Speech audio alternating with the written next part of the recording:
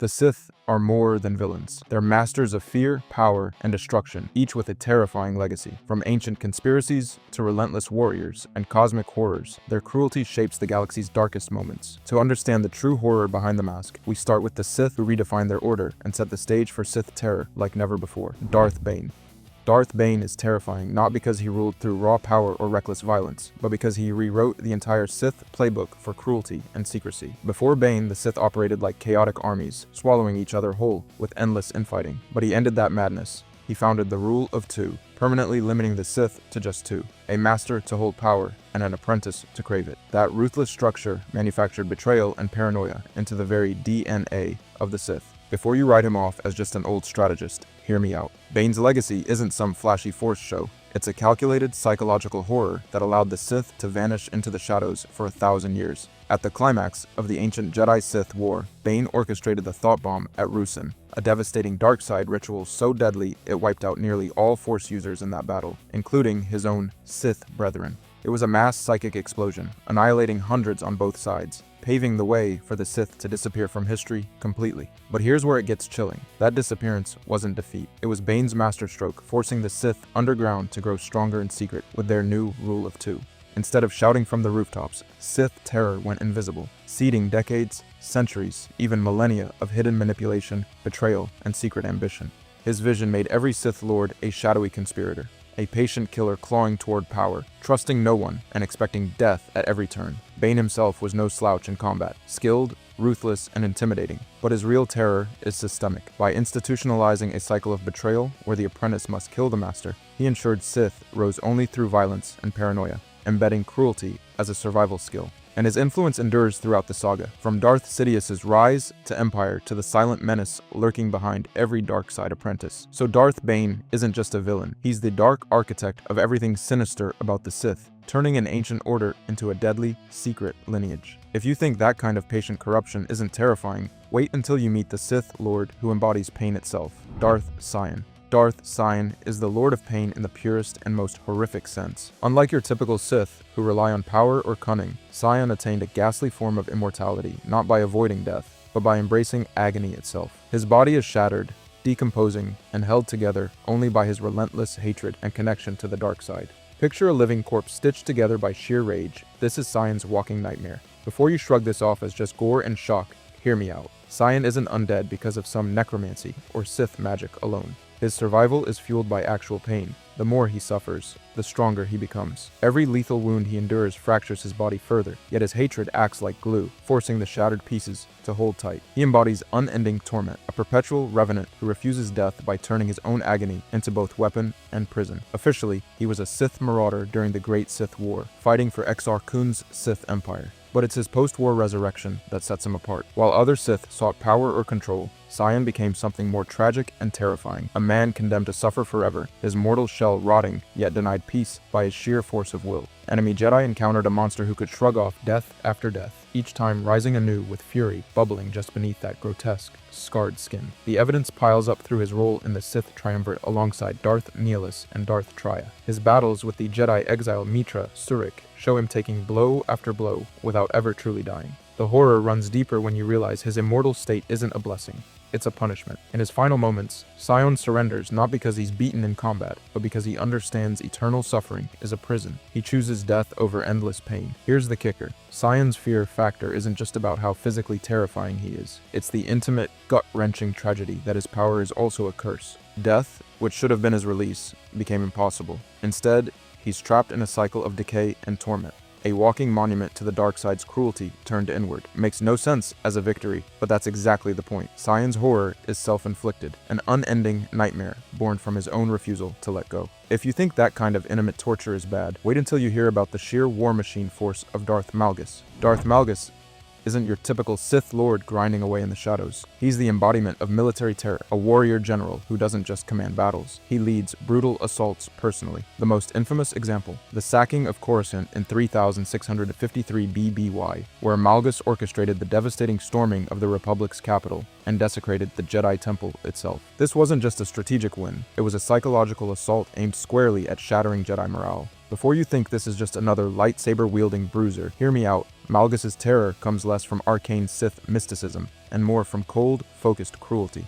He's the kind of ruthless commander who orders civilian casualties without blinking, using destruction and fear to break the enemy's will to fight. His approach is simple and brutal. Show no mercy, topple every symbol of hope, and install Sith occupation regimes with iron discipline. Officially, Malgus is credited with leading orbital defenses over Coruscant after the invasion, but what really sticks is how he personified total war. The desecration of the Jedi Temple was no accident. It was deliberate, stripping the Jedi of their sacred ground to send a message that even their holiest places were vulnerable. Jedi artifacts looted, halls bathed in blood, the very center of Republic power defiled. That's not just battlefield rage, that's psychological warfare. Malgus blends battlefield ferocity with ideological fanaticism. He's a dark mirror of heroic generals, trading the noble ideals of leadership for sheer domination. His power lies in conquest, through overwhelming force and terror, rather than magical spectacle. Unlike Sith, who rely on incomprehensible dark side powers, Malgus's horror is rooted in real military atrocities, the scars of war, and the crushing of resistance through relentless violence. Community-wise, Malgus stands out as the archetype of the brutal warrior Sith in Star Wars, The Old Republic.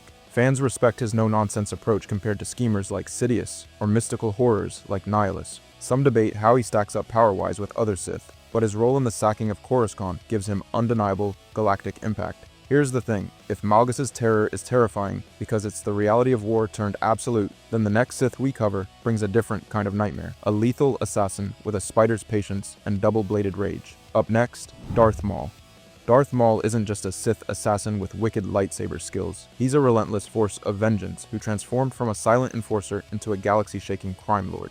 Sure, everyone remembers him as the double-bladed menace who sliced through Jedi in The Phantom Menace, but Maul's story is way darker and more complex than that one explosive duel. Before you dismiss him as just a flashy fighter, hear me out. Maul's survival after being bisected by Obi-Wan Kenobi isn't some simple resurrection. He crawled out of death fueled by pure rage, replacing his lost legs with cybernetic ones, turning himself into a walking vendetta.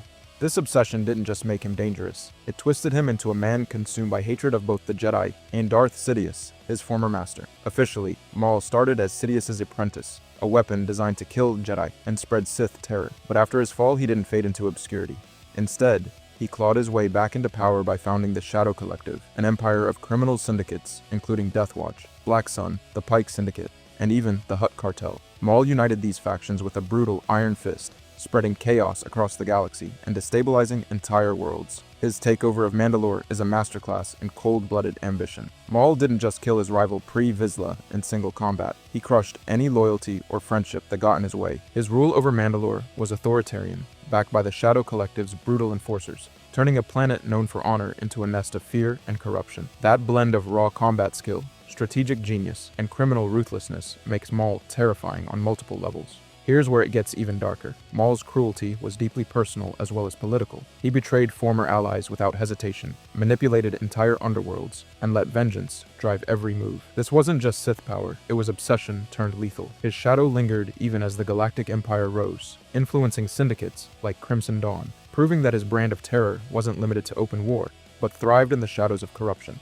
And that transformation, from the angry, almost mute Sith assassin to the cold, calculating crime lord, shows how deep Maul's hatred runs. He's not just a terrifying warrior, he's a living embodiment of rage that spreads like a virus, infecting politics, crime, and entire planets with chaos. But if you think a vengeance-driven crime lord is scary, just wait. Next up is the Sith Lord whose power over life and death set the stage for all Sith ambition itself. Let's move on to Darth Plagueis. Darth Plagueis flips the Sith obsession with power into something downright existential and deeply unsettling. This Moon Sith Lord wasn't just about winning battles or crushing enemies, he was obsessed with cheating death itself. His research into midi-chlorians, the microscopic force lifeforms every living being hosts, bordered on blasphemy. Plagueis experimented with bending these tiny entities to create life, halt death, and even transfer consciousness. Basically, he wanted to hack the fundamental code of existence. Before you dismiss this as typical Sith power fantasy, hear me out. Plagueis' mastery wasn't just about brute strength, it was a cold, clinical violation of natural law. The idea that a Sith could treat living beings as lab rats, subjecting them to cruel experiments in pursuit of immortality, is a nightmare no hero can simply fight. You're not dealing with a dark side warrior, you're facing a Sith scientist playing God. Specific feats are equally disturbing. Sidious famously says, Plagueis learned how to stop death and create life by manipulating midi-chlorians directly. Beyond that, Plagueis pioneered transference, shifting his consciousness into other bodies to survive beyond physical death. Imagine a parasitic immortality where death is just a minor inconvenience to be worked around, like changing clothes. This isn't just obsession, it's a form of eternal possession and cruelty, all wrapped in Sith ideology. But here's the kicker. Plagueis was so deep in his unnatural tinkering that he grew paranoid the Force itself was striking back at him. This hints at an existential horror, one where the cosmic order pushes back against a Sith, trying to rewrite its rules. His paranoia adds a layer of tragic dread to his experiments, showing even he felt the unnaturalness of his acts beneath the cold logic. Ultimately, the immortal experiment ends with the classic Sith betrayal. Darth Sidious kills Plagueis in his sleep, snuffing out the mastermind behind these dark scientific horrors. But Plagueis' legacy lingers, the ultimate Sith scientist who dared to violate life's sacred cycle and treat existence itself like a lab project. Plagueis' terror is existential. No amount of lightsaber spins or lightning bolts compares to the thought of being nothing more than an experimental variable in the hands of a Sith who rewrites what it means to be alive and dead. If you think Sith cruelty peaked there, wait until you hear about the fallen knight who became a symbol of raw power and haunting regret, Darth Vader. Darth Vader is the ultimate symbol of terror in Star Wars, not just because of his raw power, but because of the tragic darkness behind the mask. Once Anakin Skywalker, the heroic Jedi, prophesied to bring balance to the Force, he falls completely to the dark side, becoming the Empire's ruthless enforcer and executioner of the Jedi Purge. The man who was meant to save the galaxy becomes the nightmare that haunts it. Before you write him off as just a spooky villain in black armor, hear me out. Vader's presence alone inspires fear across star systems. His iconic black suit with its mechanical breathing sounds like death walking, part machine, part ghost, all menace. But it's not just the armor or the haze of smoke around him. Vader's combat style is brutal and efficient, combining devastating lightsaber skill with terrifying force powers. He doesn't just fight, he obliterates without mercy. Officially, he's the Emperor's right hand, hunting down Jedi survivors with cold precision. But it's way worse than that. Darth Vader personally committed atrocities that still send chills, like the massacre of Jedi younglings in the temple, children with no chance to fight back, victims of cold, calculated evil. He chokes subordinates from across the room with a flick of his hand, punishing failure or dissent without ever breaking a sweat. Players and canon alike show Vader wielding telekinesis to rip enemies apart, foreseeing attacks before they happen, and crushing all resistance with overwhelming force. But here's where it gets weird and dark. Vader isn't just a terrifying villain, he's a walking tragedy. Behind the mask is a broken man trapped by his own fear, anger, and guilt. The suit is a prison, keeping him alive but stripping away his humanity. His internal torment adds a layer of psychological horror to his power. You're not just afraid of Vader's crushing strength, you're unsettled by what he represents. The cost of giving in to rage and fear, turning a hero into a monster. Meta-wise, Vader's terror works on multiple levels. He's a symbol of systemic oppression, executing the Empire's cruel will, but also a personal villain wrapped in tragedy. His story is the ultimate cautionary tale about power and corruption, and his design, absolutely perfect for that. The breathing alone has terrorized generations. But if you think Vader is scary, wait until you meet a Sith whose hunger devours entire worlds, Darth Nihilus.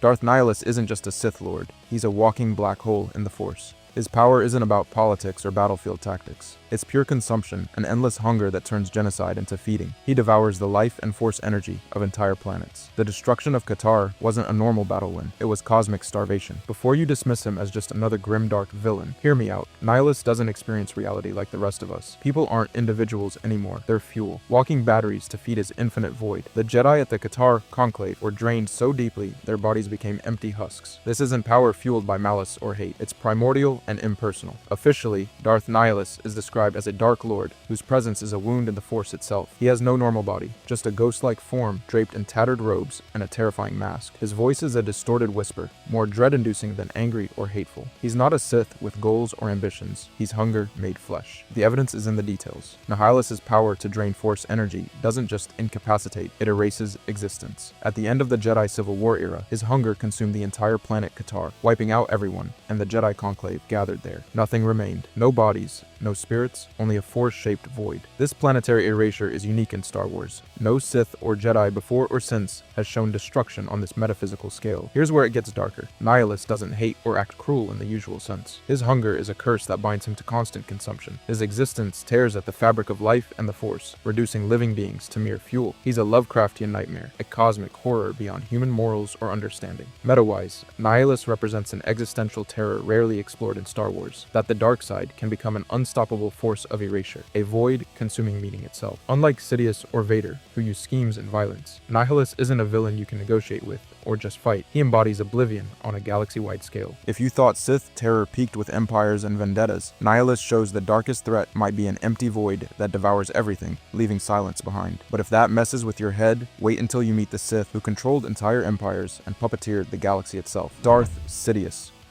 Sidious isn't just another Sith Lord, he's the mastermind who tore apart the Republic from within and plunged the galaxy into an era of total tyranny. Before you write him off as some political schemer, hear me out. This guy blended ruthless manipulation, war strategy, and dark side power into one unstoppable force. He didn't conquer the galaxy with brute force, he weaponized institutions and controlled entire systems, while most had no idea they were trapped. Officially, Sheev Palpatine was just a senator from Naboo, smooth-talking and harmless on the surface. But underneath was Darth Sidious, a Sith Lord so cunning and powerful, he orchestrated the Clone Wars, engineered the Jedi's downfall, and crowned himself Emperor. He created a galaxy-wide conflict, pulled both sides as Republic Chancellor and Separatist leader, and used that chaos to convince everyone they needed him. Meanwhile, he secretly ran the Sith's Rule of Two, training apprentices like Darth Maul, Count Dooku, and Anakin Skywalker. Now let's talk power. Sidious is one of the greatest Force users ever. His Force lightning isn't just flashy, it's brutal torture made real. He disintegrated foes, shocked armies into submission, and wielded it like an extension of his cruelty. But what made him truly terrifying wasn't just power, it was his political genius. He subverted democracy, twisted laws, and turned the Republic military against the Jedi with Order 66, a betrayal that wiped out thousands of Jedi instantly. Here's where it gets darker. Sidious's cruelty